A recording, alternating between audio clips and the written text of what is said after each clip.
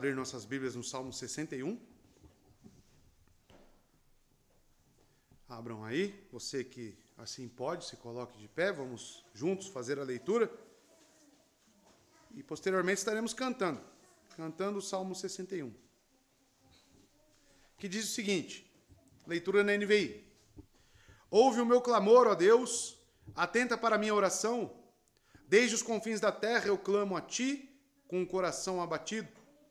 Põe-me a salvo na rocha que é mais alta do que eu, pois tu tens sido o meu refúgio, uma torre forte contra o inimigo. Para sempre anseio habitar na tua tenda e refugiar-me no abrigo de tuas asas. Pois ouviste os meus votos, ó Deus, deste-me a herança que concedes aos que temem o teu nome. Prolonga os dias do rei por muitas gerações e muitas gerações os seus anos de vida. Para sempre esteja ele em seu trono, diante de Deus. Envia o teu amor e a tua fidelidade para protegê-lo. Então sempre cantarei louvores ao teu nome, cumprindo os meus votos a cada dia. Amados, um salmo messiânico também. Quem é este a qual Davi ora, pedindo por um trono perpétuo, um trono para todo sempre perante Deus? Um rei que tenha os seus dias prolongados de gerações em gerações. Davi viveu como um homem comum e morreu. Certamente este é o que está hoje assentado à destra de Deus. Certamente este é o Rei dos Reis. Certamente este é o nosso Salvador, Jesus Cristo. E ao cantarmos este salmo, estamos declarando quem é a nossa rocha. Estamos declarando quem é o nosso refúgio. Quem é aquele que nos salva? Quem é, amados? É o nosso Senhor Jesus Cristo. Que possamos juntos nos congratular, nos alegrar em Cristo Jesus. Pois esse já veio, já venceu naquela cruz, está assentado à destra de Deus. Amém, irmãos? O que Davi contemplava de longe, nós contemplamos hoje de perto. Pois já se concluiu toda a obra redentiva do nosso Senhor. Amém? Oremos. Amado Deus e Pai, obrigado, Senhor. Obrigado por ter nos conduzido até aqui, neste dia. Obrigado, Senhor Deus, por nos alimentar, cuidar de nós. Obrigado pela EBD também, ao qual o Senhor acrescenta esses conceitos. E também, ó Deus, confirma cada um de nós aqui na sua palavra. Que o Senhor agora receba este culto nas mediações de Cristo, que o Espírito Santo esteja nos conduzindo em perfeita unidade aqui, ó Senhor. Em perfeita adoração, na sua verdade, Deus. Muito obrigado, Senhor Deus. Assim agradecemos, no nome santo de Jesus. Amém. Cantemos o Salmo 61.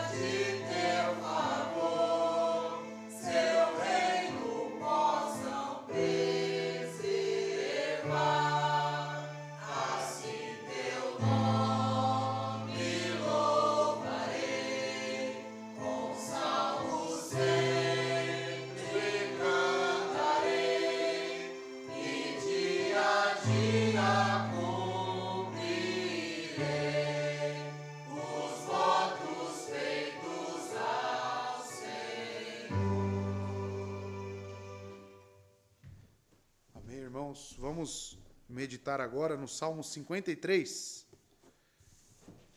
para a nossa meditação e depois orações de confissão e contrição perante Deus. Salmo 53, leitura congregacional, conto com a ajuda dos irmãos.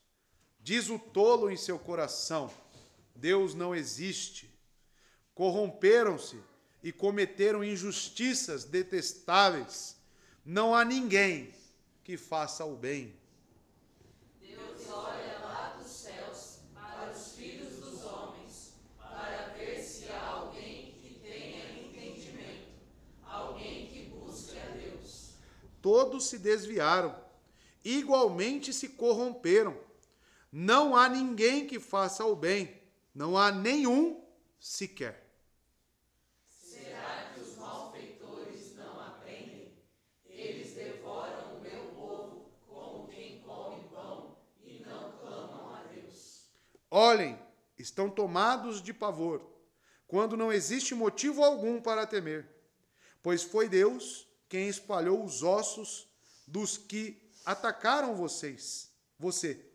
Você os humilhou porque Deus os rejeitou. Mas se de Sião viesse a salvação para Israel, quando Deus restaurar o seu povo, Jacó exultará e Israel se regozijará. Jacó é a semente de Abraão, são os descendentes. E quem são aqueles que são filhos de Abraão? São aqueles pela fé, que pela fé creem no Filho de Deus. E essa restauração já veio, essa restauração está em Cristo. Mas o salmista é claro quando diz que não há ninguém que faça o bem. Não há ninguém, amados, que busque realmente o Senhor. E nós devemos olhar para esse entendimento, para essa clareza bíblica e questionar os nossos corações, tendenciosos ao mal, tendenciosos a correr rapidamente para se afastar de Deus e buscar, amados, reconciliação, buscar arrependimento. Que você pense nisso. Como realmente tem sido as nossas obras perante o Senhor? Como que temos agido em pensamentos, corações, em incredulidade? Será que a incredulidade domina o meu ser? Ou será que realmente estamos vivendo pela fé, irmãos? Que você pense nisso. Em tudo aquilo, amados, que você tem pecado contra o Senhor. E esclareça isso de forma, a orar agora, de forma nítida perante Deus, transparente. Vamos orar, irmãos. Vamos orar nesse momento.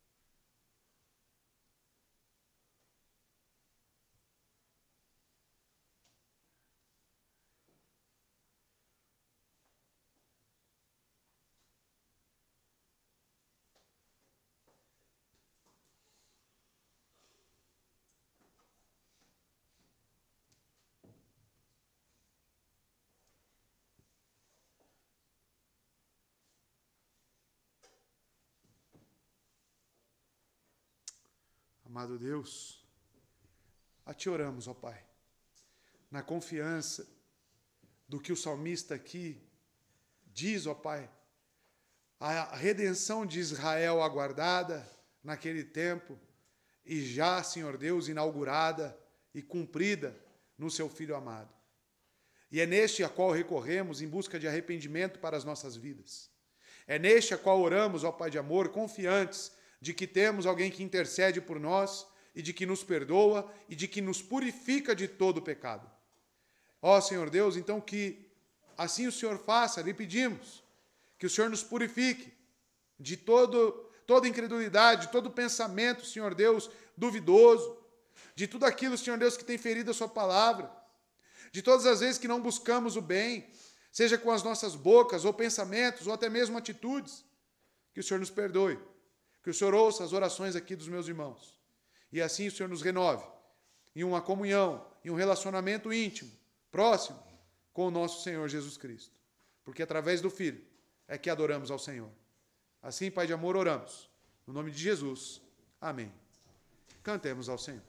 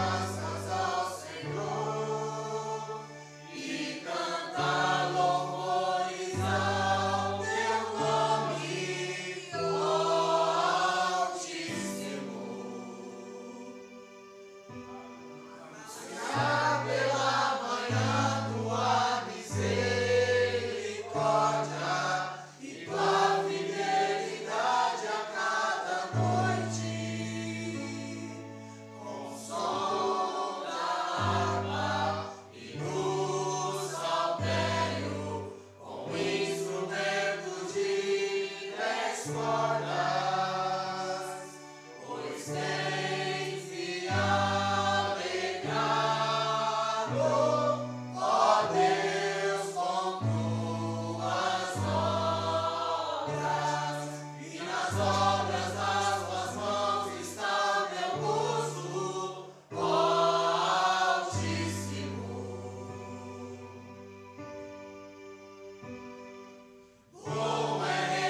graças ao Senhor e cantar louvores ao teu nome, ó Altíssimo. Anunciar pela manhã tua misericórdia e tua fidelidade a cada noite.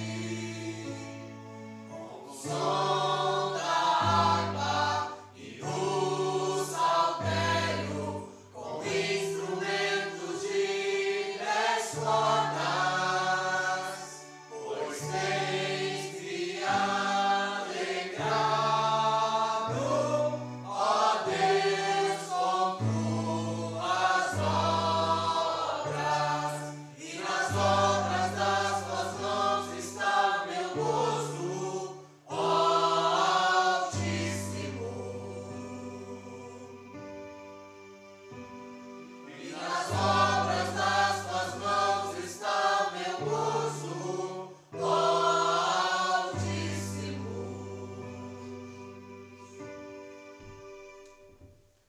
Amém, irmãos? Leitura da nossa confissão de fé. Nesse momento, lembrando a conexão que sempre existe, né, com a pregação, a mensagem que será exposta. Vamos falar sobre boas obras hoje, né? Boas obras que são importantes para a vida do crente? Muito importante, tá? As boas obras, elas realmente são frutos, né, do evangelho que está nos nossos corações. E é justamente isso que diz. Vamos ler juntos aí o segundo parágrafo. Vamos lá? Boas feitas em obediência aos mandamentos de Deus são os frutos e as evidências de uma fé viva e verdadeira. E por elas os crentes manifestam a sua gratidão, fortalecem a sua confiança, edificam os seus irmãos, adornam a profissão do Evangelho, fazem calar os adversários e glorificam a Deus, de cuja feitura são criados em Cristo Jesus para isso mesmo, a fim de que, tendo o seu fruto para a santificação, eles possam ter por fim a vida eterna, cuja feitura são criados em Cristo Jesus para isso mesmo. Nós fomos salvos para as boas obras. Nós somos preparados para isto. Então, aquela grande pergunta, né, dos críticos do calvinismo: ah, vocês falam que uma vez salvos, sempre salvos. Mesmo aquela pessoa que vive afundada em pecados. Não. O fruto do evangelho é as boas obras.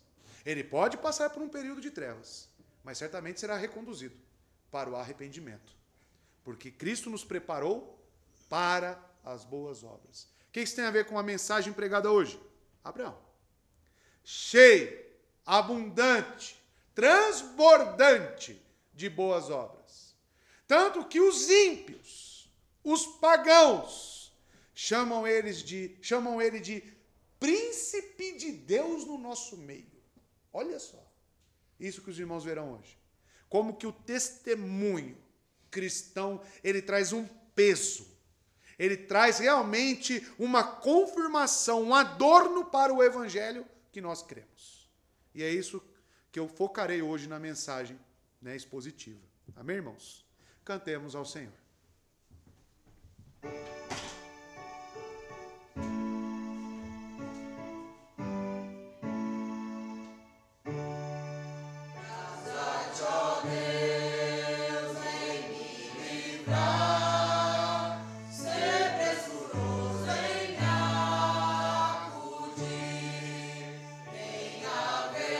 Vergonha e confusão, que minha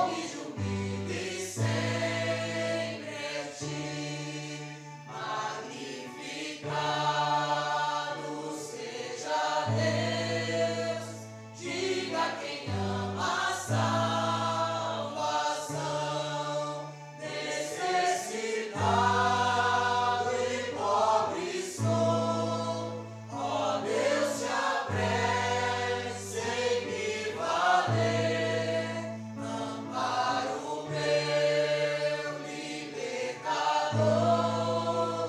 não te detenhas, ó Senhor. Amém, amados irmãos, podem se assentar. O texto que eu separei para as nossas ofertas hoje está em Êxodo 35. E assim estaremos sendo gratos ao Senhor, reconhecendo que os teus feitos em nossas vidas realmente transbordam em gratidão e alegria. Êxodo 35, a partir do verso 4. Contexto imediato são os materiais e toda a provisão que estavam sendo aqui reunidos, recolhidos para a construção, do tabernáculo, aquele que era desmontado, aquele que era temporário. Disse Moisés a toda a comunidade de Israel: foi isto que o Senhor ordenou: separem dentre os seus bens uma oferta para o Senhor. Todo aquele que de coração estiver disposto trará uma oferta ao Senhor: ouro, prata e bronze, fios de tecido azul, roxo, vermelho, linho fino, pelos de cabra, peles de carneiro tingidas de vermelho e couro, madeira de acácia, óleo para iluminação, especiaria para o óleo da unção e para o incenso aromático, pedras de ônix e outras pedras preciosas, para serem encravadas no colete sacerdotal e no peitoral. Ou seja, tudo aquilo que era utilizado como meio de adoração para o povo judeu, o povo de Israel, veio deles mesmos. E a grande pergunta que vem hoje no Novo Testamento: quem que deve trazer o suprimento, e o sustento para o evangelho e para a obra da igreja aqui na terra? O próprio povo de Deus. Então isso nós identificamos como um preceito moral. Um preceito moral que não se passa, irmãos. É o próprio povo que tem que estar preocupado com o avanço do evangelho. E usa-se dinheiro para isso? O que você acha? Com toda certeza, irmão. Então, é muito estranho um cristão, que não se dedica nisto, que não coloque as suas primícias nisto. O seu primeiro compromisso, irmão, eu digo isso a todos aqui, não é com as suas contas de água, luz. O seu primeiro compromisso é com o Senhor. Então, quando você recebe o seu salário, aprenda isso de uma vez por todas. Separe o que é de Deus. O que é de Deus é de Deus. E você não mexe naquilo. Ah, mas será que eu vou pagar minhas contas? Organize-se para que você honre ao Senhor com todas as suas primícias. Porque tudo é dele. Nada é nosso. Nós somos apenas mordomos. E lembre-se, o que ele entregou de mais valioso para nós? Seu único filho. Seu único filho. Essa é a maior oferta. Que possamos cantar agora com muita alegria e ofertar ao nosso Deus. Te convido, irmão, agora a trazer as suas ofertas cantando e se alegrando. Vamos lá.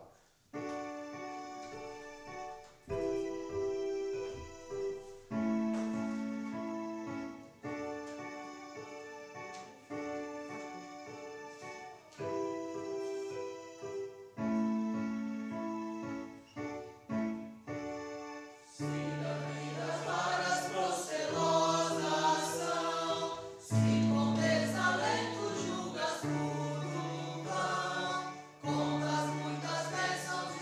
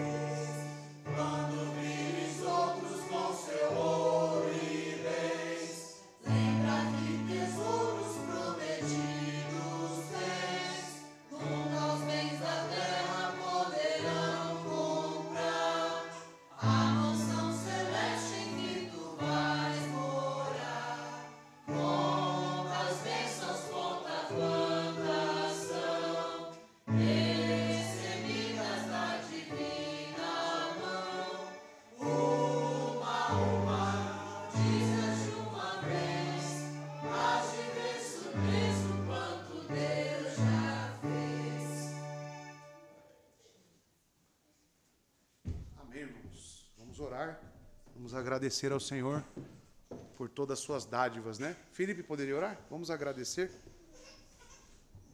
Oremos, irmãos. Senhor, nosso Deus e Pai, te glorificamos, ó Senhor. Glorificamos o Senhor por esse dia, a qual o Senhor nos concedeu, nos deu saúde, nos deu força e nos deu o privilégio de estarmos na tua casa, podendo adorar com os demais santos. Amém, Senhor. Isso é a tua graça sobre as nossas vidas.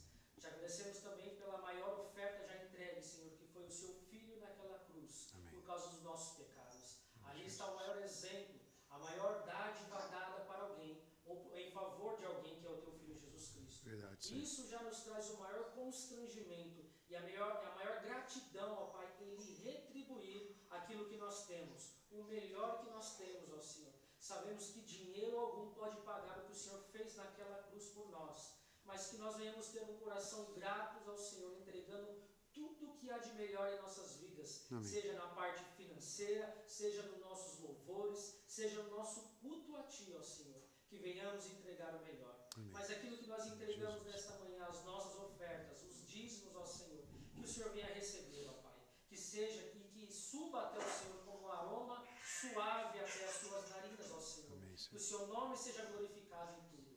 Ó Deus, que esse dinheiro seja para o avanço do Evangelho. Amém, Que Senhor. pessoas sejam alcançadas. Em nome Que de Jesus. membros, Senhor, sejam ajudados no momento de aflição, ó Pai. Amém, Porque é para isso que a tua oferta é entregue aqui, ó Pai. Amém, Senhor Deus. Que o teu nome de seja Jesus. glorificado em tudo. Abençoe os meus irmãos, continue fortalecendo, abrindo o entendimento para que possamos sempre ser gratos ao Senhor por tudo que o Senhor fez, faz e ainda fará por nós, ó Senhor.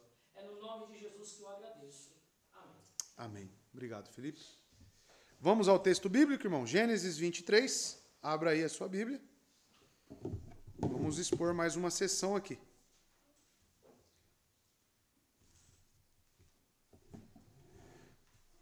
Hoje pretendo pregar aos irmãos o capítulo 5 e o capítulo 6 de Gênesis 23.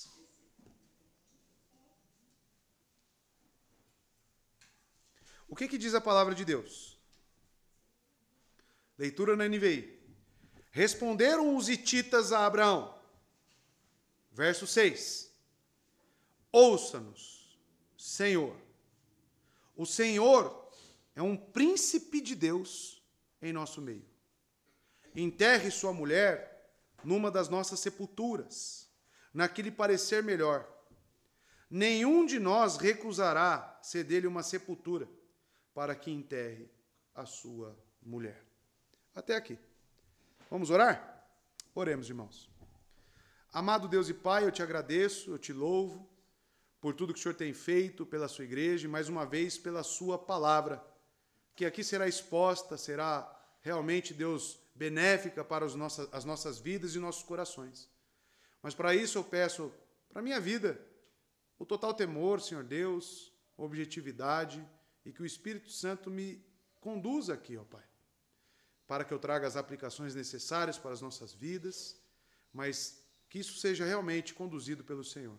E peço a preparação também e a boa aceitação da palavra no coração dos irmãos, para que não haja, Senhor Deus, nenhum ato de incredulidade, nada que esteja, Deus, impedindo isso, que o Espírito Santo abra o entendimento, abra, Senhor Deus, os nossos corações, é o que eu te peço.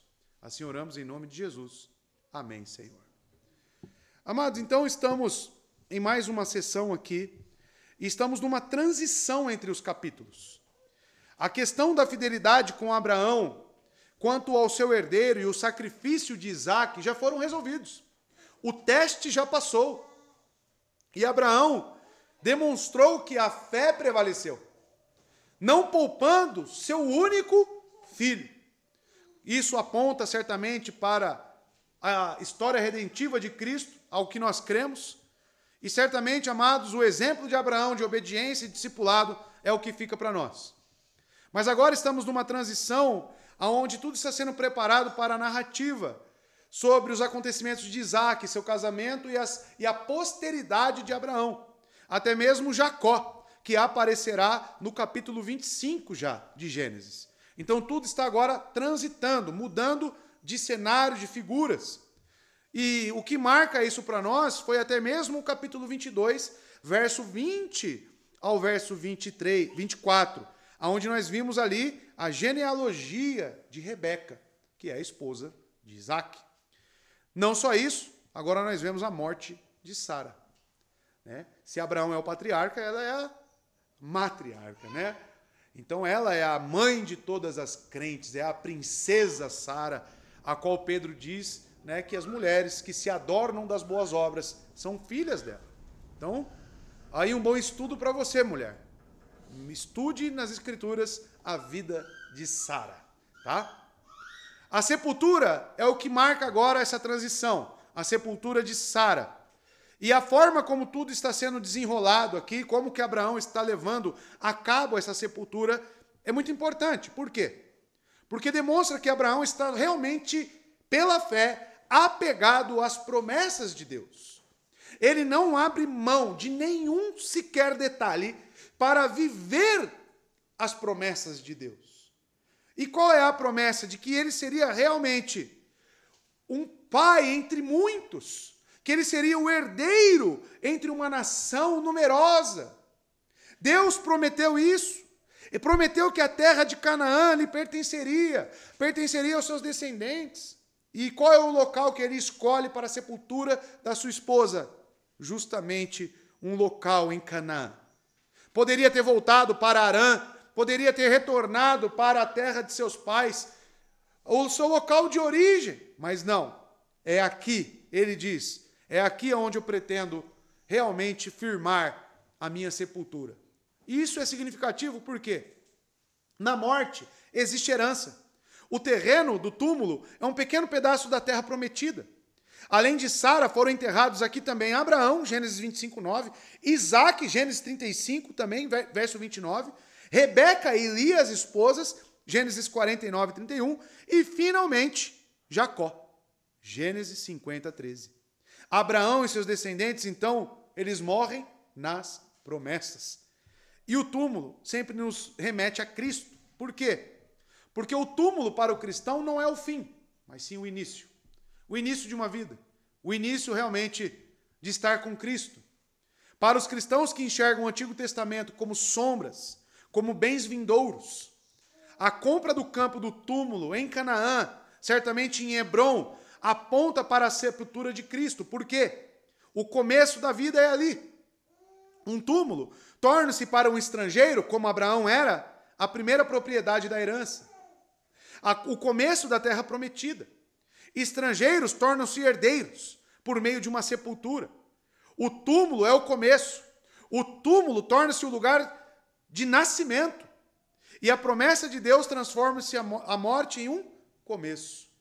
Isso que nós simbolizamos com o batismo. O que significa o batismo? Um sepultamento. Um sepultamento para o mundo e um renascimento para Cristo. Então, o túmulo, ele sempre é significativo para o cristão. E o que estamos vendo em Sara é justamente o cumprimento disso. Que ela morre pela fé, abraçada às promessas, e Abraão confirma isso. Então, amados, fé nas promessas.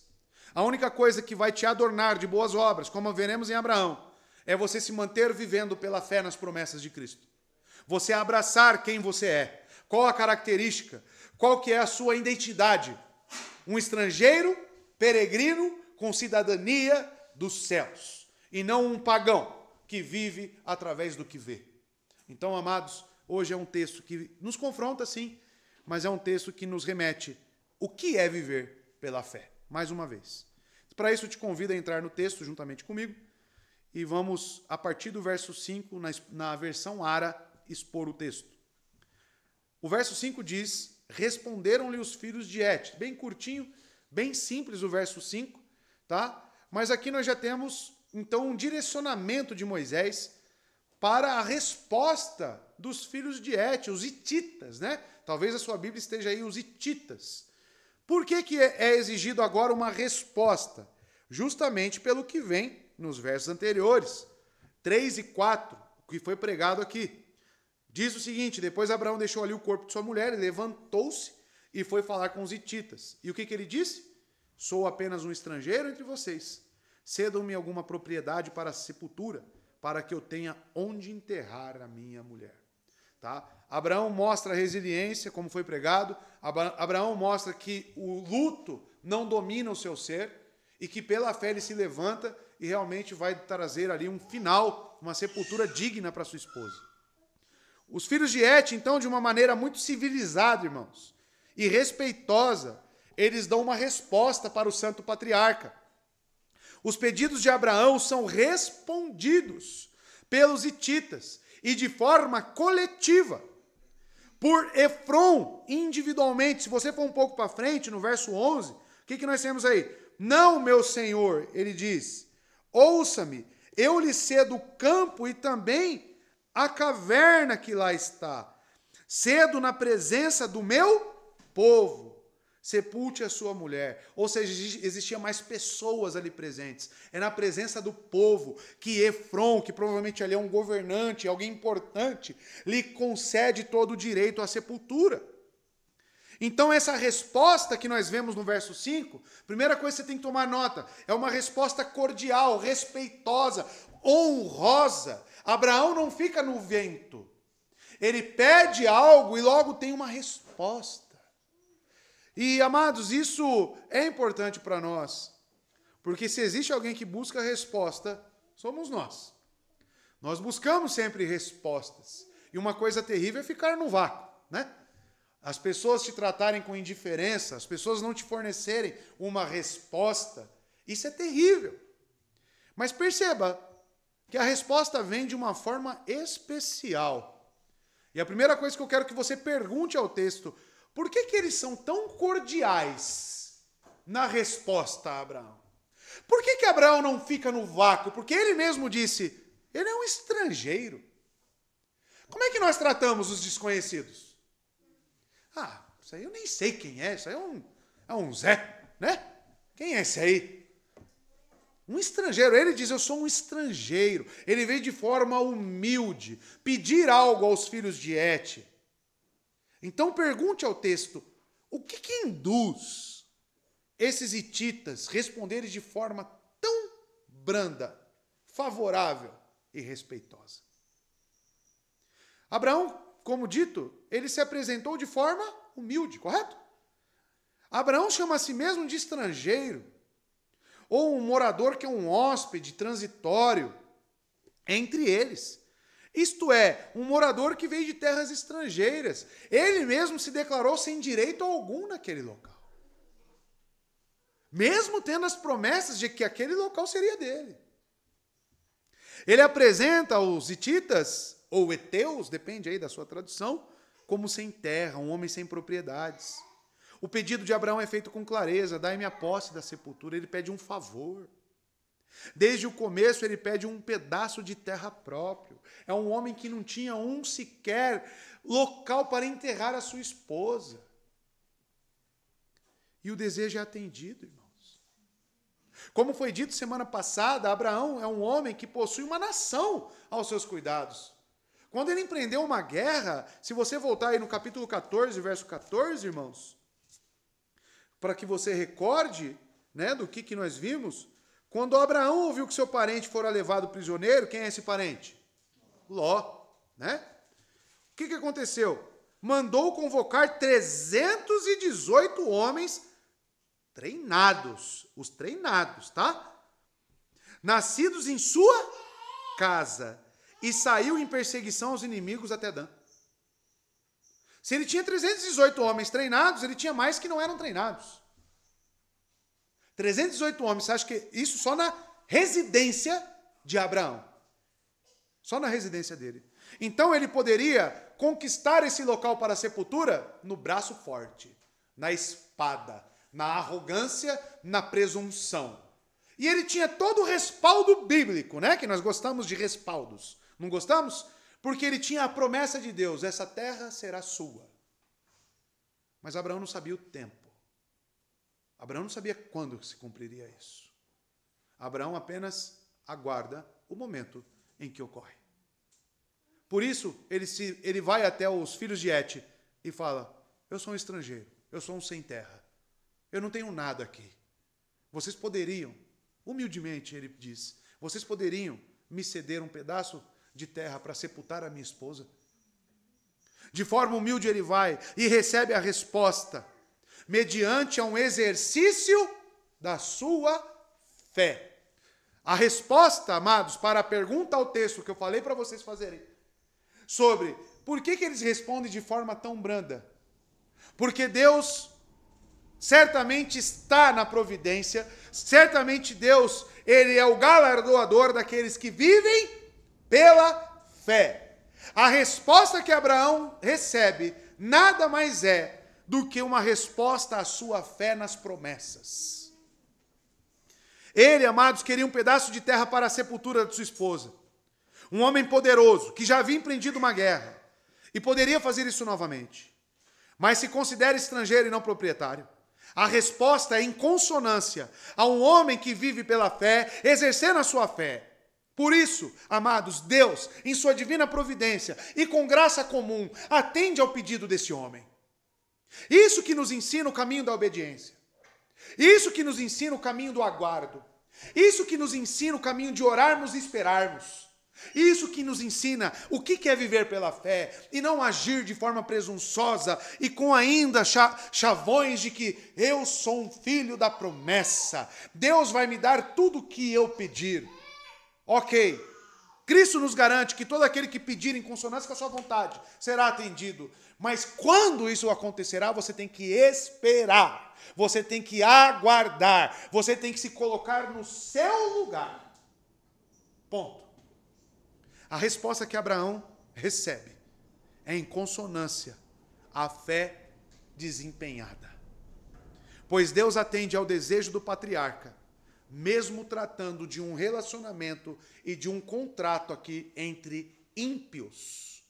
Abraão está se dirigindo a pessoas ímpias, pagãs, que quando Josué adentrar essa terra prometida, irá despojar todos esses povos, expulsá-los. E é isso, sim, com a ordem de Deus e no braço forte. E Abraão aqui, amados, recebe essa resposta.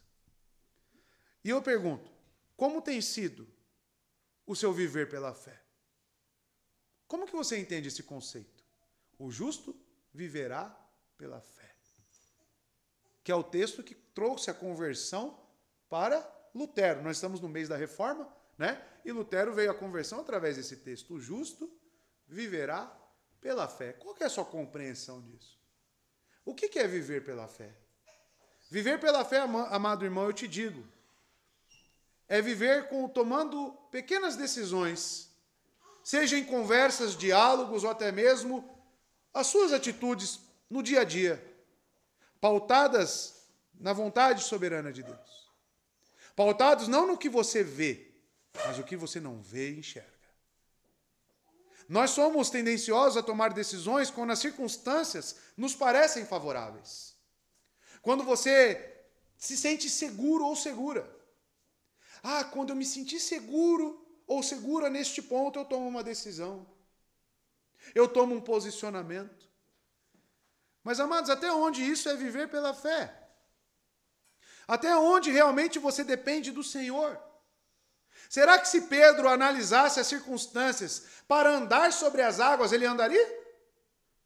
Quais eram as circunstâncias? Ondas bravas, ventos uivantes. Andar sobre a água, fisicamente impossível. Mas tinha uma ordem. Venha. E ele foi. Viver pela fé, amados, nem sempre é viver sobre o controle de planilhas e gráficos e até mesmo de circunstâncias favoráveis. Viver pela fé é confiar no Senhor, tendo clareza de que é aquilo que Ele lhe manda fazer, tendo clareza do que o texto bíblico me manda fazer, e assim executar e colocar em movimento, colocar em ação. O que eu mais vejo a cristandade pecando é justamente na ação bíblica. Abraão, repito, está recebendo uma resposta favorável. Porque ele escolhe uma sepultura pela fé. Ele se dirige a esses homens pela fé. E tudo que ele faz é em consonância na fé que ele possui em Deus. Como você tem feito isso? Amados, aquele que sabe fazer o bem e não faz, peca. Não adianta você estar numa igreja bíblica, receber ensinos, receber aconselhamento, receber uma confissão de fé, ser explanada, ter 120 vídeos, é isso, Gustavo? 120 vídeos somente sobre a confissão de fé, para que você tenha clareza bíblica sobre doutrinas importantes para a sua vida e a vida da sua família. Só que isso não adianta, se não possuir fé para executar. Não adianta. Não adianta você entender teologicamente a importância da igreja, a importância da família, sendo que você não toma decisões para que aquilo seja realmente concluído na sua vida. Ah, mas eu estou esperando. Esperando o quê? Se você já tem um preceito, faça. Faça. Faça. Você precisa agir. Você precisa viver pela fé. Viver pela fé. Isso é viver pela fé. Agora, se você virar para mim, pastor, eu não tenho fé. Aí eu justifico toda a sua atitude. Aí eu te trato como um pagão ou uma pagã. Se nós cremos no Deus soberano do universo, se nós cremos naquele que criou todas as coisas pelo poder da sua palavra, que tipo de problema você tem? Você tem noção do que é Deus falar, haja luz, e houve luz? Você tem noção do que é Deus dizer, façam-se agora o firmamento, e as coisas surgiram? Você tem noção disso? Quem é o Deus que nós servimos? Você tem noção do Deus ao qual você ajoelha e você ora, pedindo alguma coisa? Que problema que nós temos? Eu acho que você precisa olhar para o Deus que você serve. Saber quem é que você está, com quem você está se relacionando. Para que você comece a viver pela fé. É necessário fé daqueles que se aproximam de Deus. É necessário fé. E não dados, estatísticas e circunstâncias favoráveis. Porque a fé é a certeza das coisas que não se vê. Se você é uma pessoa que quer coisas palpáveis, isso não é fé. Isso é incredulidade. É o contrário. É o contrário. Verso 6, vamos ver a resposta dos filhos de Et. Perceba, cada palavra aqui é importante. Analise aí na sua Bíblia. Ouve-nos, Senhor. Olha como que eles se dirigem a Abraão. Príncipe de Deus, és tu entre nós. Enterra o teu morto na mais escolhida das nossas sepulturas. E aqui a área é mais fiel do que a NVI. Nenhum de nós te vedará a sua sepultura para enterrares o teu morto. Ouve-nos, Senhor. Quem está pedindo agora para ser ouvido é aqueles que eram os proprietários, quem tinham todo o direito. E eles agora, de forma reverente, de forma respeitosa, olhando para Abraão ali, eles dizem, ouve-nos, Senhor. Ouvir aqui, agora, é um verbo cal no imperativo, ou seja, essa expressão ouve-nos, no hebraico, tem um peso de importância, porque é classificada no imperativo, irmãos. Ou seja, eles estão agora em algo como se fosse solenemente falando, ouça-nos, Senhor. Eles querem cada pedaço da atenção de Abraão. Eles não estão simplesmente respondendo despretensiosamente. Eles, olha aqui para nós, Abraão. Olha atentamente para nós. Ouça-nos. Ou seja, a passagem mostra o intercâmbio delicadamente educado, reverente, entre as partes do discurso. Ouça-nos. E a postura aqui, amados, prostrada ou sentada dos dois participantes, dos dois principais, como nós vemos no verso 7. Se você for aí no verso 7, você vai ver alguns detalhes importantes. Abraão levantou-se. Significa então que ele estava ali, era uma reunião realmente entre eles. E curvou-se perante o povo daquela terra, os hititas. Se você for no verso 10, você percebe que Efron, o hitita, estava sentado no meio do seu povo, quando respondeu Abraão. Se você for no verso 12, novamente Abraão curvou-se perante o povo daquela terra. Ou seja, era um momento ali onde eles estavam prostrados ou sentados, e que se levantavam para responder. Era algo totalmente solene, um acordo com testemunhas. As pessoas então aqui estão vendo cada detalhe. E por que é importante isso, esse cenário estar bem vívido na sua mente? Porque o testemunho que Abraão tem é unânime entre os pagãos. E o testemunho de Abraão provém dele viver pela fé. E eles se dirigem a Abraão com qual adjetivo, né? Que tem um aspecto ali de um título, Adon. Adon no hebraico é Senhor, mestre. É da onde vem a palavra Adonai. É até mesmo um Deus de importância. Olha isso, irmãos. Abraão, ele tem a presença de Abraão, que é um pecador, imundo, igual nós, igual você. Abraão não é uma classe especial de ser humano, não. Ele é tão pecador quanto nós. Vocês já viram os pecados de Abraão? Que mentiu no Egito, que entregou a sua mulher à míngua para levarem ela. Vocês já viram isso? Abraão é um homem pecador. Só que é um pecador arrependido. É um pecador que busca aprender com os erros e a reconstruir o seu testemunho, a tomar decisões pela fé. Os filhos de Et se dirigem a ele como Senhor. Um deles falou em nome dos demais, que provavelmente é o Efron, que é citado aqui, que não chama Abraão de qualquer nome. Ele diz, meu Senhor, dirigindo-se a ele com muita honra, e deseja que ele ouça com atenção, verbo imperativo, não esqueça, o que eles têm a dizer em nome dos outros. Ouça-nos, representando não o corpo do povo comum, mas os príncipes entre eles. É uma conversa de príncipes aqui. Os chefes das famílias aqui está ocorrendo uma negociação solene, respeitosa entre príncipes, reis, porque Abraão é um rei.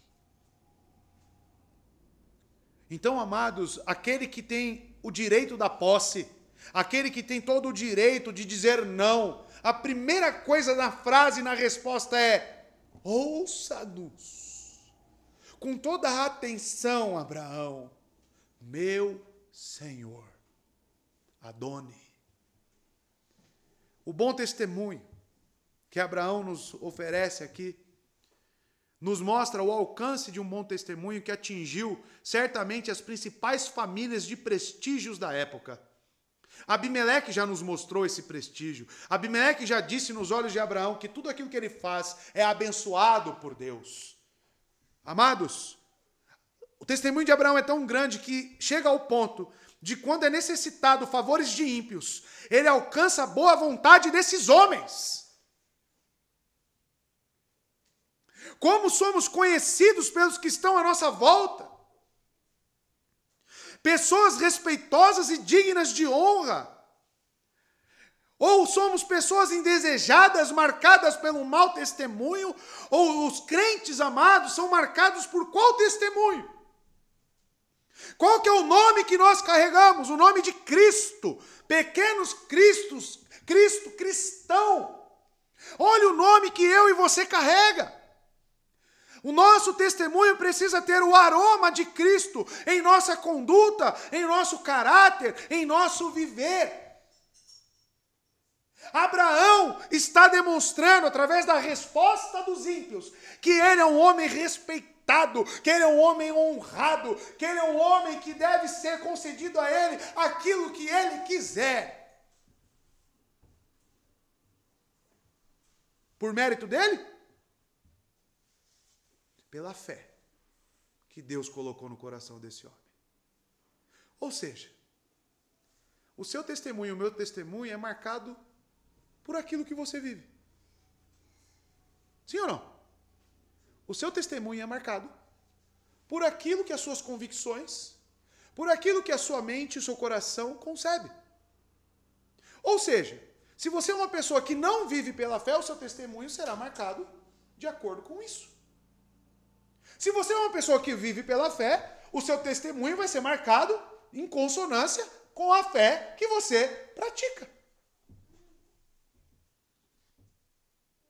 E ponto final. Então, a árvore deve ser conhecida pelos seus frutos. Você é conhecido pelo aquilo que você efetua e executa. Abraão, por ser um homem que deseja fazer a vontade de Deus nas pequenas coisas, inclusive dar uma sepultura para uma mulher que já está morta, fedendo, e que ele poderia jogar num rio, que poderia fazer qualquer coisa, mas até aqui ele está efetuando, executando, pondo em prática a sua salvação. É aquela famosa frase de Tiago: me mostre a sua fé sem obras, que eu te mostro a minha fé pelas minhas obras. E talvez isso deva vir à sua mente, porque existe algo que mais está hoje em dia sendo deturpado e blasfemado, é o nome de Deus, que é carregado por você e por mim, através do seu testemunho. Seja numa simples palavra, seja numa construção de uma ideia, seja nas coisas que você acha, mas eu acho isso. Quando você falar eu acho isso, você já está ali falando sobre aquilo que está no seu coração. A boca não fala do que o coração está cheio? Então pronto. Não é o que entra no homem que o contamina, mas sim aquilo que sai dele, daquilo que está no coração dele. E a fé está no seu coração, amado irmão. Você é o tipo de pessoa pessimista que tudo que fala com você fala, ai não, eu acho que não vai dar certo. Aí fala, não, isso não dá. Não dá. O que não dá para alguém que serve ao Deus do universo? Isso é impossível. Uma das coisas que mais me irrita, irmãos, mais me irrita, minha esposa sabe disso, é eu chegar com uma proposta, aí nós precisamos fazer isso. Não dá. Não dá, por causa disso, não dá o quê? Não dá o quê? Por que não dá? Vamos lá, aí você vai ouvir o argumento? Não, é porque não sei o quê, não tem plausibilidade nenhuma. Aí eu falo, no mínimo, vamos tentar? Acho que o mínimo é isso, né? Vamos tentar? E aí começa a fazer, aí as coisas começam a dar certo, aí, não é que deu? Deu. Deu, sem vergonha. Porque você precisa de fé para executar aquilo que nos é mandado. Então, amados, nós não somos daqueles que retrocedem. Nós não somos daqueles que ficam estáticos. Nós somos daqueles que avançam. Daqueles que realmente entendem qual que é a corrida que está proposta. Daqueles que olham para as Escrituras e falam, é isso que o meu Senhor quer de mim. É isso que eu vou fazer e é isso que eu vou empenhar na minha vida. E ponto final. E ponto final, irmãos. Pare, então, de agir na incredulidade. Pare de agir na dúvida. Pare de agir de forma como os pagãos agem. Viva pela fé. Hebreus 11, verso 2, diz o seguinte. Pois foi por meio dela, do que? Da fé, que os antigos, Abraão está no meio, Sara também, receberam o bom testemunho. Você seria incluso nessa lista de Hebreus 11? Você seria lembrada ou lembrado nessa lista de Hebreus 11? Que, pasmem, criam no Cristo prometido, que ainda não havia vindo. Não havia vindo. Eles creram em algo que era distante, de longe acenaram. De longe. E você? Vive num período onde Cristo já veio. Aonde por A mais B, por história, por tudo, já foi comprovado que esse Cristo pisou nessa terra. E você vive como? 1 Timóteo, capítulo 3, verso 7. Também deve ter boa reputação perante os de fora. Paulo instruindo esse jovem pastor. Para que não caia em descrédito nem na cilada do diabo. Será que isso é só para Timóteo ou serve para nós? Deve ter boa reputação. Não, filho, deixa lá, filho. Deixa lá, filho. Deve ter boa reputação perante... Acho que eles ficam ali com os dedos nervosos, né? Louco para clicar lá e mudar as coisas, né? Calma, filho. Também deve ter boa reputação perante os de fora. Como que é isso? Como que as pessoas te enxergam? Aí hoje, né, os clientes, você não pode me julgar. Não me interessa a sua opinião sobre mim. O que importa é a opinião de Deus sobre mim. Você deve ter uma boa reputação perante os de fora. Você não pode ser mal visto.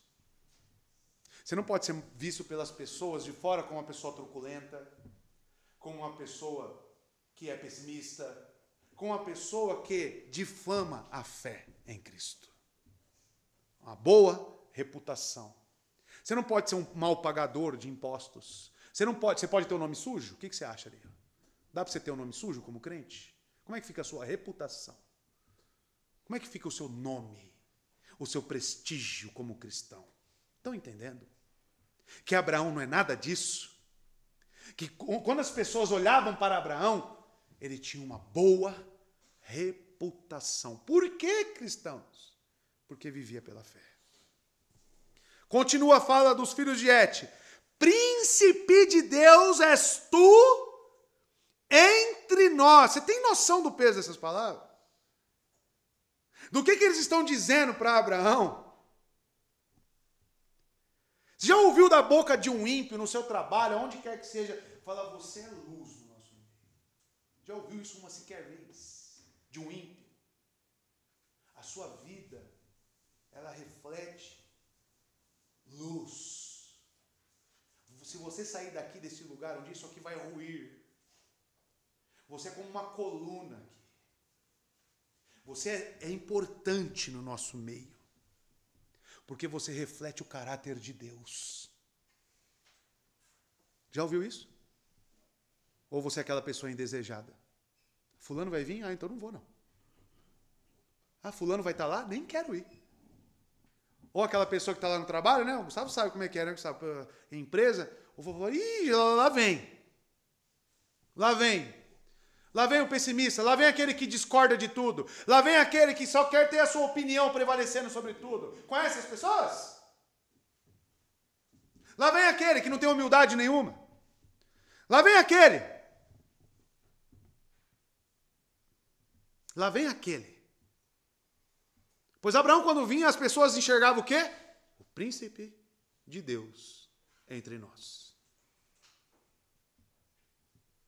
Embora ele tivesse o prazer de se chamar de estranho e peregrino, Abraão, eles tinham uma alta opinião sobre ele. Ou seja, o próprio Abraão não se via como os outros viam, porque ele era humilde. O caráter de Abraão, pela fé, era um servo que não fazia nada mais do que a sua obrigação. Abraão não se colocava num pedestal para se mostrar para os outros, eu sou o homem da promessa de Deus, eu sou o escolhido de Deus. Abraão se portava como um mero peregrino, uma pessoa que não tinha um local para sepultar a sua esposa. Abraão sabia que toda a honra vinha de Deus e somente a Ele deveria se prestar culto. Somente a Ele. A vida de Abraão era um sacrifício que era derramado dia após dia, porque é alguém que vive pela fé. Viver pela fé é ser um sacrifício vivo, como diz Paulo em Romanos capítulo 12. É cada dia você acordar e falar, eu não quero ser atendido, eu quero servir, eu quero atender, eu quero me sacrificar por alguém. Deus, faça da minha vida um instrumento, que enquanto eu tenha saúde aqui, eu sirva ao Evangelho de Cristo, à Igreja de Cristo, e busque ao Senhor. Você não veio para ser príncipe, você não veio para se colocar num pedestal. Se coloque no seu lugar, mera criatura podre. Se coloque no seu lugar como uma criatura que veio da lama e do barro. Porque o dia que você tiver essa bem-aventurança, pobre de espírito, talvez aí você comece a aprender o que é ser um cristão. O que é ser um cristão, como se portar, como se dirigir. Mas enquanto você for egoísta, enquanto você for presunçoso ou presunçosa, você vai ser mal visto. Vai ser mal visto. Porque você não quer servir, você quer ser servida. Você quer ser atendida. Por isso que você não se submete ao seu marido. Por isso que você fala de uma forma truculenta. E como Salomão diz, você é comparado a uma goteira. Por isso. Porque o seu instinto é querer ser uma rainha. E que de rainha não tem nada.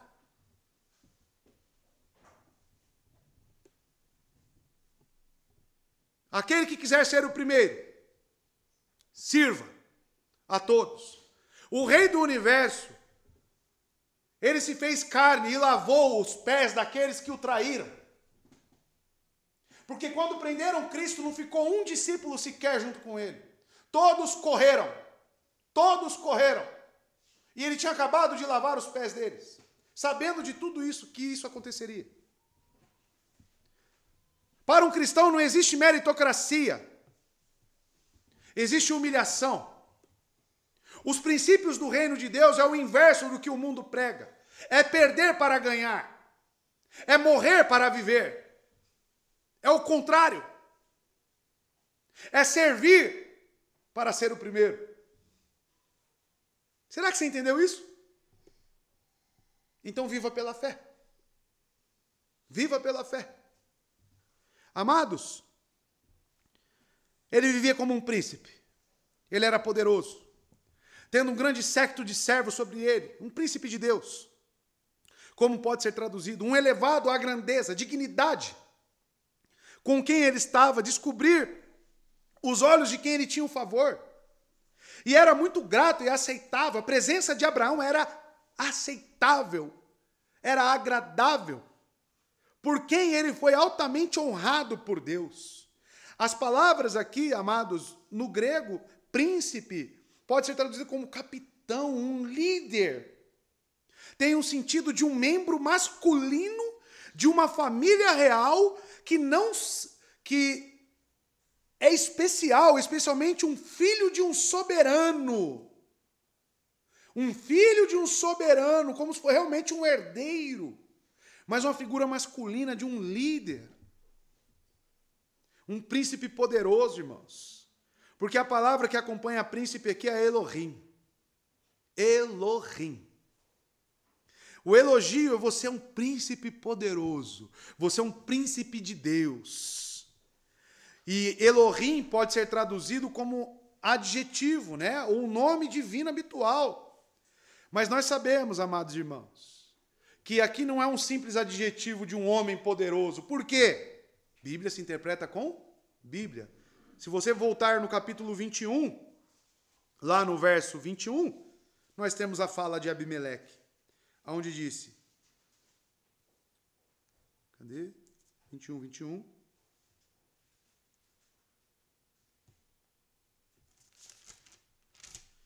O acordo entre Abimeleque, irmãos.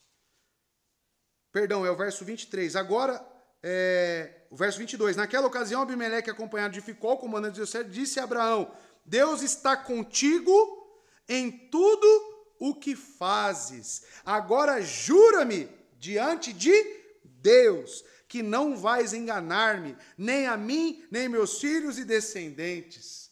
Ou seja, o testemunho de Abraão é o testemunho que está atrelado ao de Deus. Tudo que Abraão faz, as pessoas enxergam, isso provém de Deus. Você é assim. Nós somos assim. Será que as nossas atitudes, a forma como falamos, a forma como reagimos? Uma das coisas que eu mais fico triste comigo mesmo, amados, é quando as coisas começam a dar errado e eu perco o controle das minhas emoções. Eu fico triste. Depois eu reflito, eu falo, por que eu perdi o controle? O pneu do carro furou no meio da estrada, aí eu já fico, nossa, mas por quê? Aí já começo a murmurar, por quê? Qual é a razão da minha atitude? Isso é viver pela fé? Isso é viver pela fé? Ai, meu filho foi mal na escola, meu filho nasceu com um problema. Aí a pessoa já pensa que o mundo desabou, aí acabou tudo. Isso é viver pela fé? Isso é viver pela fé? E se vier um câncer sobre você? Nossa irmã trabalha no hospital. Eu já fiz capelania hospitalar. E tem os quadros, tem os estágios das pessoas, tem um estágio da aceitação. Mas antes do estágio da aceitação, você aprendeu isso? Né? Tem o estado da crise. Quando a pessoa é diagnosticada e o médico vem e fala que ela está em estado terminal, a reação das pessoas, elas começam a ficar agressivas. Isso é ou não é? Agressivas. Como que um crente reage em um estado terminal? Como que um crente age na fila da quimioterapia? Como? Com um semblante descaído, triste, moribundo. Aí talvez você vire para mim, mas é difícil, né, pastor? Ah, é difícil. É difícil. Amados, no curso de capelania hospitalar, aquele pastor falou, uma das coisas mais belas que eu já vi na minha vida é ver um crente passar por esses momentos dificílimos, sim, mas com um sorriso no rosto. E agradecendo a Deus por cada dia. E com aquela dor do câncer e do que for, corroendo as suas entranhas, mas com um sorriso no rosto, falando, o meu Redentor, ele vive. Como que você vive, irmão? Porque Abraão é tido como um príncipe de Deus entre eles. Amados, os hebreus dão títulos divinos a quase tudo, que se reveste de excelência.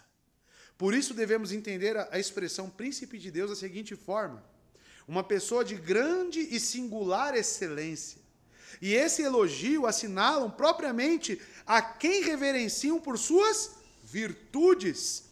Com isso, testificando que atribuem somente a Deus todas as virtudes que nós, homens, somos merecedores de louvor e reverência. Eles reconhecem que Abraão é adornado com raros dons do Espírito de Deus. Porque da onde vem a virtude? Da onde provém, diz algo, toda boa dádiva, todo dom perfeito? Da onde provém? Da onde provém qualquer tipo de sabedoria? Quem é a fonte de sabedoria? Então, se você é inteligente, aí você fica lá, eu sou mais inteligente do que ela, ou do que ele. Aí você se acha, você, irmão, amanhã você pode acordar sem essa sabedoria, sabia disso? Você pode acordar amanhã com uma deficiência mental, sabia? Você pode acontecer um AVC com você e você perder todos os seus sentidos, sabia? Ficar em um estado vegetativo. Você quer se vangloriar do quê, ô seu pedaço de barro? Você quer se vangloriar do quê?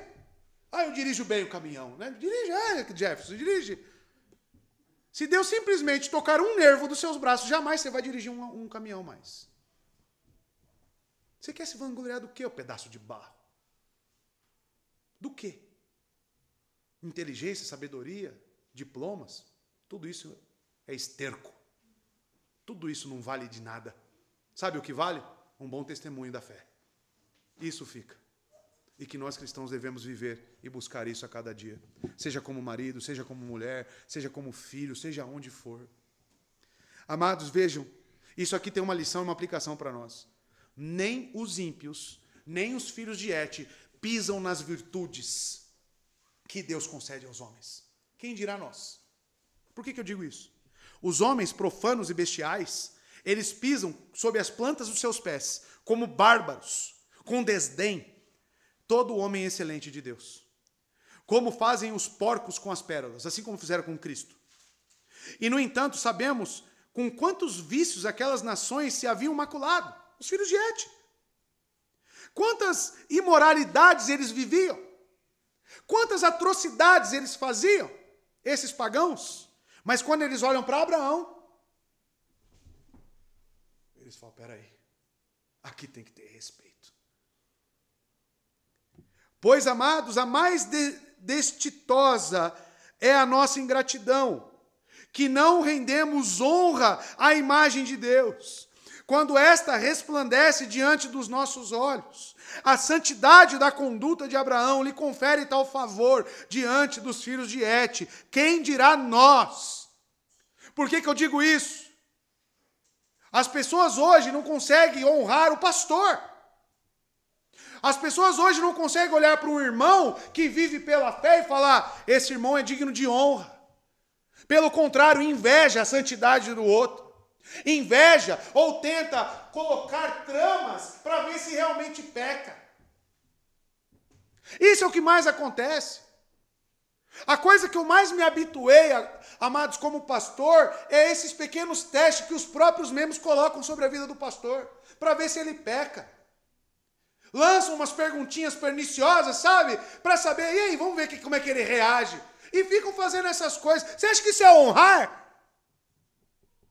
Você acha que isso é honrar? Estou lendo um livro para falar de honra também, irmãos. Você sabe por que Deus criou o homem primeiro do que a mulher? Você sabe por quê? Deus tinha um princípio quanto a isso. Deus criou o homem diferente da mulher. Não somos iguais nesse sentido. Não somos iguais. O homem foi criado diferente da mulher. O homem, ele foi criado para ser uma liderança e um sacerdócio. Deus investiu qualquer figura masculina de autoridade, de honra. O próprio Deus fez isso. Tanto que ele falou, governe. Adão, governe o que eu criei. Por que Sara chamava Abraão de Senhor? Você sabe por quê? Você sabe por quê? Que Sara chamava, olhava para Abraão, olha só, os ímpios olhavam para Abraão, já ficava... Sara olhava para Abraão, que era seu marido, e falava, Senhor. As mulheres deveriam olhar para os homens. Eu não tenho medo de falar isso, você fala machismo. Não, irmão, pouco importa a sua opinião quanto a isso, porque eu estou firme nas palavras de Deus. As mulheres deveriam olhar para os homens, que foram criados primeiro. Que o homem não foi criado para a mulher, mas a mulher para o homem. Isso é bíblico, sabia? Deveria olhar para o homem e falar, aqui está uma figura investida de autoridade e respeito criado por Deus. Nós perdemos esse conceito.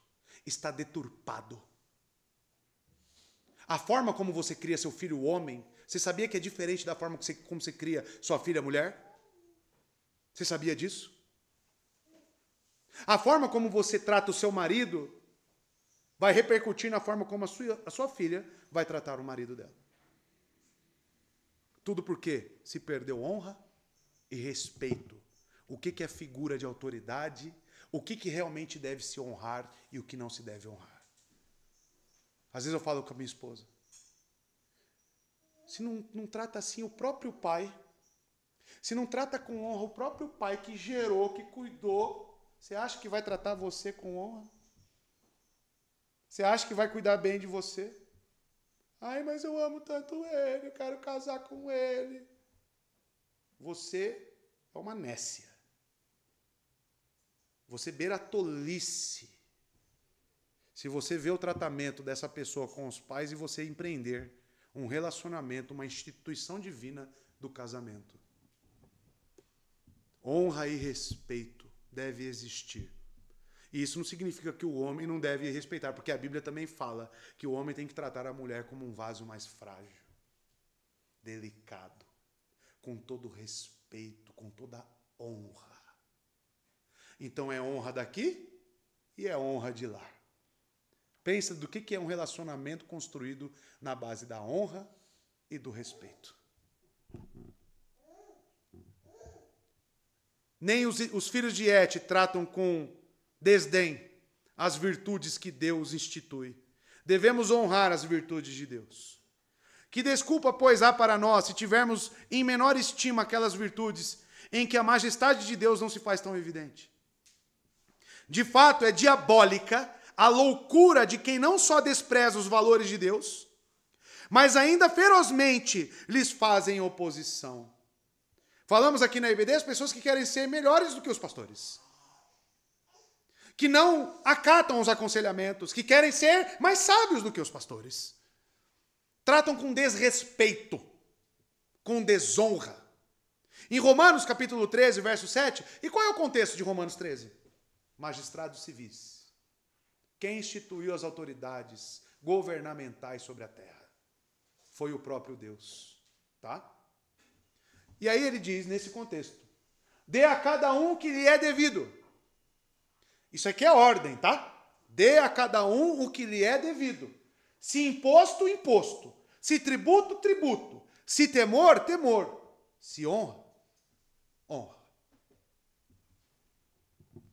Não é você que define quem tem que ser tratado com honra ou não. É Deus. É Deus. E quem vive pela fé, vive amoldado por esses princípios. Uma das coisas também que, nesses livros sobre família, é tratar com honra e respeito, mas de uma forma especial, as gestantes. Sabiam disso? A mulher gestante, ela tem que ser tratada com honra. Por quê? Porque ela foi abençoada por Deus para gerar. Então, quando entra uma grávida, você não dá o lugar para ela só porque ela tem peso a mais do que você ali carregando. É uma questão de honrá-la também. Porque é o dom da vida que ela está carregando. Nós honramos as virtudes de Deus. E não o simples fato dela estar barriguda. Está vendo como a gente perdeu esses princípios, irmãos? Vocês estão percebendo como que todas essas coisas elas foram definhando, estão sumindo. Tanto que eu tenho certeza que mais de 70% das pessoas que ouvirem esse sermão, até mais, vão falar que eu sou louco, vão querer colocar na cadeia, talvez. Porque não se tem mais honra, não se tem mais respeito. O príncipe de Deus, aí para finalizar essa parte, no meio de nós. Os filhos de Et não veem Abraão como estrangeiro, como ele mesmo disse, mas como príncipe de Deus no meio deles. Enquanto Abraão se humilha, os heteus ou os hititas o exaltam. Eles tinham observado que Abraão tinha um relacionamento de confiança com seu Deus e estava sob a proteção de Deus e as bênçãos de Deus. Abraão é reconhecido, sabe como que é? Que sal da terra, um homem que é abençoado entre todos os residentes daquele local. E aí a última parte, enterra o teu morto na mais escolhida das nossas sepulturas. O que nós encontramos aqui? Uma bem-aventurança. Se você já estudou o Sermão do Monte, conhece o Sermão do Monte, Mateus 5, verso 5 diz, põe pra gente aí, Vitor. Bem-aventurados os humildes, ou os mansos, depende da tradução e da versão sua. O mais correto é os mansos, pois eles receberão a terra por herança. Que terra é essa, você acha? A terra escatológica? O novo céu e nova terra? Ou você acha que eles já desfrutam de benefícios aqui, no agora e no presente? Esses que são mansos. Isso aqui é bem-aventurança, com promessa. Olha só, como todo mérito deve ser dado a Deus, porque essa bem-aventurança provém do trabalhar do Espírito na vida do crente. A mansidão, ela vem do fruto do Espírito. É uma bem-aventurança que, se realmente você vive e executa isso na sua vida, você é o beneficiado. Você é o beneficiado. Bem-aventurados os mansos, porque eles herdarão a terra. Por que eu estou dizendo isso? Olha a resposta dos filhos de Et. Enterra o teu morto na mais escolhida das nossas sepulturas, ou seja, na melhor. Pode bater o olho, a melhor sepultura, o melhor pedaço de terra que você bater o olho, você pode pegar, Abraão. Olha a honra que esse homem está recebendo. A escolhida aqui, amados, é a melhor entre um grupo. Ou seja, quando nós olhamos as bem-aventuranças, que é constatável na vida de Abraão, há pouca diferença entre a bem-aventurança anterior a essa que eu li, que é ser pobre de espírito. Por quê? Pobre de espírito e manso, eles são muito próximos. É duas bem-aventuranças em sequência. Porém, certamente um homem que vive pela fé possui as duas. Por quê? Amados, existe uma ligeira distinção entre pobreza de espírito e mansidão. Ou seja, a primeira designação descreve o homem que é, perante Deus, em si mesmo, humilde, pobre de espírito, necessitado. Olha para Deus como a verdadeira fonte. Ele olha para Cristo, João capítulo 15, fala, realmente, sem Cristo eu não posso fazer nada. Pobreza, necessitado da graça. Não se vangloria em si mesmo. A segunda, a mansidão, está mais relacionada com o nosso relacionamento entre os pares. Tá? Por quê, amados irmãos? A primeira designação descreve o homem mais como ele é em si mesmo, enquanto a segunda retrata mais de uma relação com Deus, a mansidão, e com o seu semelhante. Os hititas excedem seu pedido, concedendo qualquer seleção das melhores. Os mansos, amados, descreve a pessoa, anota aí, que não se ressente. Ser manso é não guardar rancor. Ser manso, amados, é não ficar ruminando injúrias recebidas. Sabe aquela preocupação com a sua preservação da sua imagem? Ai, como vão pensar de mim? Aí você fica ruminando aquilo que as pessoas talvez pensem ou falem de você. O manso, ele descarrega toda essa preocupação no Senhor. Sabe quem era o homem mais manso da terra? Moisés, quem escreveu Gênesis. E quanto que difamaram? Seus próprios irmãos, Arão e Miriam, difamaram Moisés. Armaram um montim. E sabe o que aquele homem fez? Orou por eles. Porque Deus queria matá-los. Intercedeu. Da onde que vem isso? Mansidão. Moisés não se preocupava. Afinal, amados, se falarem mal de você, será que eles sabem 10% de quem você é? Sabem como é que você age na sua casa? Sabe como é que você trata a sua esposa? Talvez o que falem seja só uma pequena amostra daquilo que você realmente é. E que se descobrissem quem você é, meu amigo, você tem vergonha do quê? Ser manso e possuir a terra está relacionado com isso. Está relacionado em realmente você não ter pretensão justa nenhuma sobre si mesmo. A sua justiça provém de Deus. E quem confia na justiça de Deus pode ser caluniado, pode ser perseguido, que é uma das bem-aventuranças também, que ele descansa no Senhor. Um pastor, para ser pastor, não tem como ele não ser manso. Porque na primeira injúria, sabe o que ele vai fazer? Quero mais saber disso não. Que esse povo aí se exploda, eu vou embora daqui. É assim, larga tudo e vai embora. Fica preocupado com a autoimagem. Fica preocupado com o que você vai achar do sermão. Fica preocupado, fica escolhendo, pisando em ovos para escolher as palavras certas. Porque ele não é manso. Ele precisa ser manso. E os mansos herdam a terra. E Abraão está provando isso para nós. Então, amados, os mansos herdam desde já. E por isso, várias razões. Por não darem a devida atenção ao seu próprio enriquecimento. Mas antes em cumprir seu dever diante de Deus e em cumprir sua tarefa na terra. Em outras palavras, pessoas que vivem pela fé, buscam em primeiro lugar e acima de tudo o reino de Deus e a sua justiça. É por isso que eles reinam a terra, reinam e herdam a terra. Porque Deus é galardoador deles. Porque eles não têm pretensões próprias e riquezas, essas coisas. Eles buscam primeiramente o reino de Deus e a sua justiça. Mateus capítulo 6, verso 33, Sermão do Monte também. Spurgeon diz que se fosse separar uma pequena parte das Escrituras e ter que ficar sem o resto, ele ficaria com o Sermão do Monte. O Sermão do Monte. Amados, a lei do resultado indireto, de forma alguma, é obra morta. A própria mansidão traz bênçãos para os seus semelhantes, para aqueles que vivem pela fé. Porque pense comigo, amados, andar com uma pessoa mansa, essa é uma pessoa benquista em qualquer lugar que ela vá. É a pessoa que você está sempre falando mal dela, está sempre querendo derrubar ela e ela está sempre te tratando bem. Para pagar o mal com o bem precisa ser manso.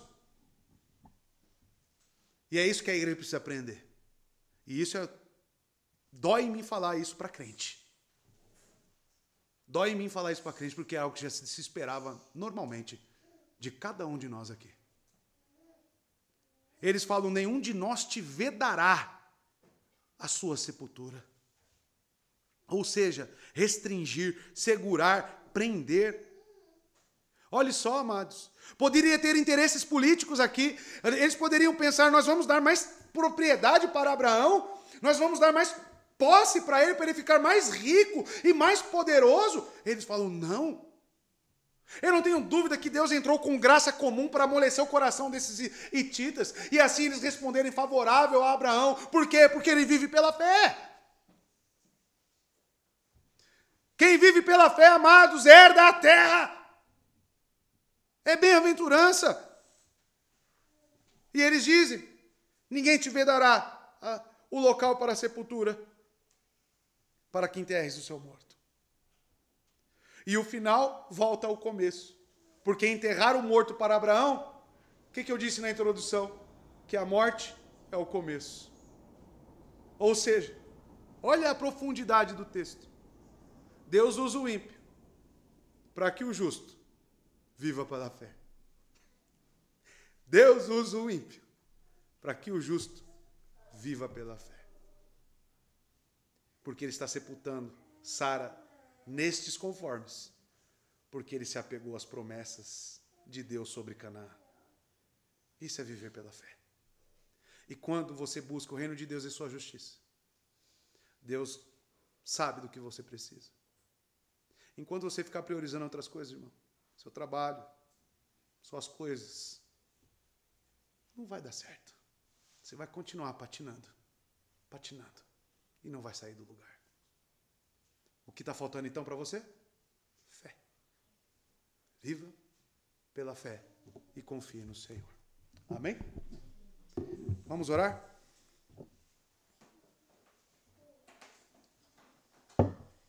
Oremos. Amado Deus, obrigado, Senhor, pela sua palavra. Obrigado por este culto, a qual o Senhor nos ensina, nos exorta, nos corrige, encoraja também, ó Pai, e nos relembra das promessas de Cristo. Ó Senhor Deus, muito obrigado.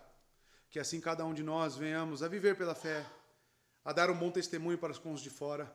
Ó Pai, dependemos de Ti em tudo. Assim como foi ressaltado, somos do barro, Senhor. Não temos nenhuma propriedade em nós mesmos. Dependemos do Senhor, que é a fonte inesgotável de toda boa dádiva, de todo dom perfeito. Tudo provém de Ti, ó Deus. E queremos beber dessa fonte a cada dia, através de Cristo e em Cristo. Que o Espírito Santo nos aperfeiçoe nas boas obras, para que o Evangelho, para que as boas novas, realmente, Senhor Deus, ganhem em propriedade, e nós não venhamos a manchar tamanha mensagem que Paulo diz que é o poder de Deus. Obrigado, Pai. Que assim o Senhor nos ensine, que assim o Senhor nos encaminhe cada dia mais. Obrigado, Deus. Senhor, oramos agradecidos em nome de Jesus. Amém. Vamos colocar de pé, irmãos? Pergunta do catecismo.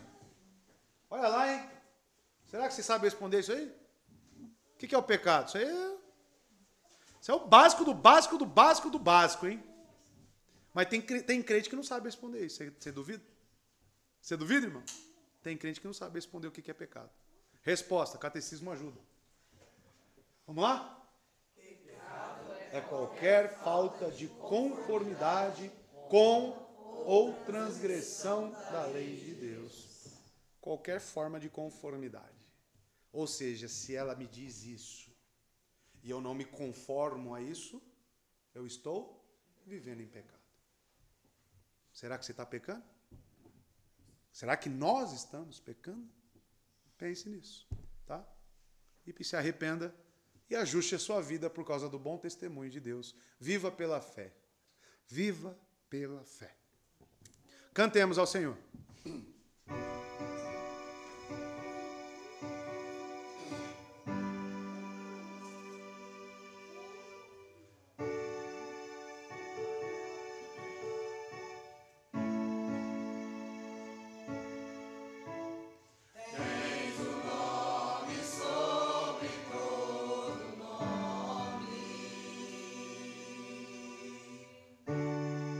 E no trono do universo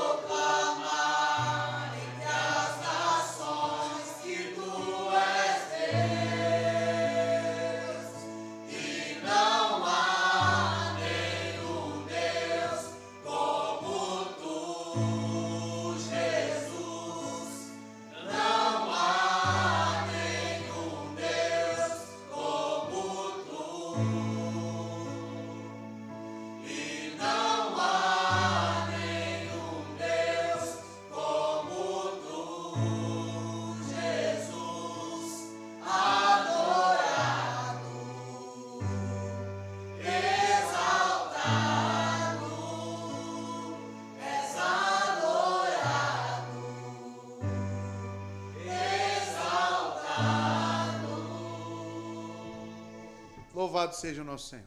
Amém? Vamos orar. Santíssimo Deus, obrigado. Obrigado por este culto. Obrigado pelo dia do Senhor. Obrigado pelas devoções que o Senhor nos capacita a oferecermos a Ti. Que assim continuemos, Deus, em comunhão, em meditação da Sua palavra, em ajuda aos nossos irmãos, em sacrifício, ó Pai, e obedecendo sempre ao Senhor. Que o Senhor nos leve em segurança aos nossos lares e que assim também, ó Pai, possamos retornar no período da noite para continuarmos a adorar ao Senhor. Muito obrigado por tudo. Que a graça e a paz do nosso Senhor e Salvador Jesus Cristo, que o amor de Deus e a comunhão e a consolação do Espírito Santo esteja com toda a igreja. Assim oramos em nome de Jesus. Amém, Senhor Deus. Deus abençoe, irmãos. Dê um abraço entre o seu irmão e até mais tarde, se Deus quiser.